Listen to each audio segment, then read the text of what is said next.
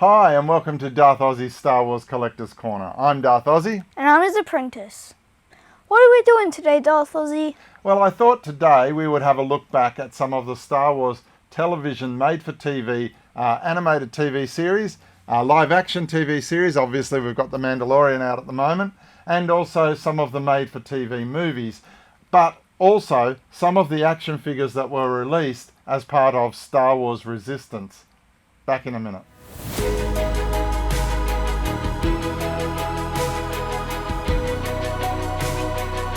So, what other TV series have they made besides The Mandalorian? Okay, well, The Mandalorian's 2020-2019 as well, of course, but way back in the 80s, Lucasfilm tried to capitalise on the success of the original trilogy by making quite a few different made-for-TV animated TV series and a couple of live-action movies made for TV. The first ones they made in the early 80s were animated series of the Ewoks and the Droids. So both of those came out as television series for younger audiences, obviously. Then, of course, they loved the fact that the Ewoks were very successful in Return of the Jedi. So they brought out two television movies. One was The Caravan of Courage, and the other one was The Battle for Endor, both of which starred Warwick Davis as Wicket. Then we skip forward to the early 2000s, and there was an animated TV series of The Clone Wars, obviously trying to fill in the gap. Then, of course, we go forward a little bit further, and only completed recently was The Clone Wars again, but this time under Dave Filoni's direction. The animated series has a lot more 3D modelling look rather than the 2D hand-drawn look of the original. Then we jump forward again with Dave Filoni, and we've got Star Wars Rebels. So there's Star Wars Rebels, hit the screen. A lot of these are now available to watch on Disney+. And of course, Lego didn't want to get left out of it, so they also have made several Star Wars related Lego movies that capitalise on the success of Star Wars. What about this one, Darthozzie? The Holiday Star Wars Special. The Star Wars Holiday Special we sort of don't talk about, Darth Apprentice. Let's just leave that one where it is. Why not? Don't worry about it. I'm sure the people that were involved in that also don't want to talk about it. However, it was the first incarnation of Boba Fett ever seen on screen. Now, and that one came out in between Star Wars A New Hope and The Empire Strikes Back. Now, the one that we are going to concentrate on today is Star Wars Resistance. Also came out in 2019, and Hasbro beautifully released a set of figures that came out in conjunction with the animated TV series. So you've watched this series. What do you think of it? It's good, just I'm sad that they didn't make a playset. They could have made the big water playset. Yeah, because the whole thing was set on a base floating above the sea, which was an interesting thing altogether. And also they tried to make this a little bit Top Gun-ish by having fighter pilots that did a lot of training and racing. So we look at the pilots, and the main actor the main character in the series is Kaz.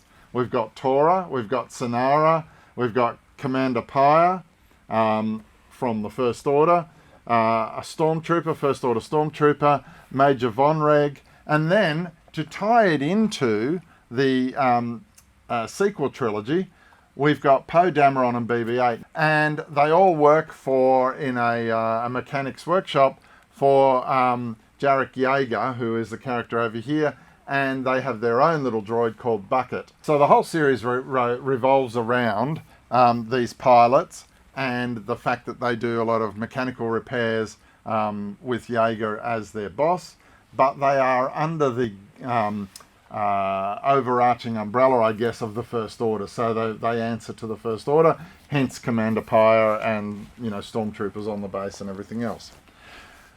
What do you think of these figures? Well, I actually don't know because I've never played with them. But they are all still packaged. Yes, but they do look like they don't have good articulation, and I don't really like figures with not good articulation. No, they only have 5 points of articulation, like a lot of figures. What about the size of them? The size of them, they're okay. they look like they're not the actual size of normal figures like So if other we were ones, if we but were to they hold, probably let's say, are. yeah, let's say we hold up two figures side by side. Now, I don't know if you can see that, but that's Jaeger, who is an adult, standing next to a figure of an ATST driver, and there's absolutely a difference in size, the size of their limbs, the size of their hands. I think also the size of the droid's comparable to, you know, an R2D2 or a BB-8 that's made for the Force Awakens playsets, those sorts of things. So I think there's definitely a difference in size. Yes. What about the fact that they are animated? Well, it may be easier for them to do it because they're animated. So they don't have to look human-like. So they don't have to look human-like, but they don't. It's kind of sad that they don't have a playset or spaceships with them, because you just put on their helmets and you can just make them like walk around with their guns, and that's really it. Yeah, a lot of them didn't even have weapons with them because they are basically just older teenagers, most of the cast. Yes. And it's really only the First Order. Commander Pyre, I think, is the one that probably stands out. Has a beautiful He probably gold stands out, finish. yes, because he's gold. Yeah, and also a gold weapon. And of course, it was the first time we saw a red figure as well, prior to the Sith Troopers that came out in the final trilogy film. So I think overall, as a set of figures, it was a good, for completists it was good because it is finished. There aren't any more coming, so the 8 different figures that we've got here are it. So if you had to rate these figures out of 10, what would you give them? Well, they do have a really good cartoon, but they don't have really good articulation. I would probably give the cartoon maybe like a 6 or a 7. Oh, good, The figures maybe around like a 5. Okay, and is part of that because bad articulation, the detail's pretty good. Yes. But the fact that there was nothing to play with these figures in. But the detail on like this, you can see all the insides of the droids, different colours. Even with the helmet, like the mask has got little bits of colours on the visor. Stuff like that. It's got beautiful details. Mm-hmm. So what are we going with? A solid 6? 5 or 6? 5. Make up your mind. Which one? 5. 5. Okay. So there you are. Star Wars Resistance, a short-lived animated TV series and a short-lived run of Hasbro toys. So what do people need to do? Like, subscribe. If you have anything in mind that you want us to do, comment down below. But also, if you subscribe, I get $1 every subscription someone makes to our YouTube channel. Yes, it's a little side bet we've got going at the moment, myself and Darth Apprentice. And also, don't forget, we have an affiliate. It's Goodies Toys. What do we say about Goodies Toys?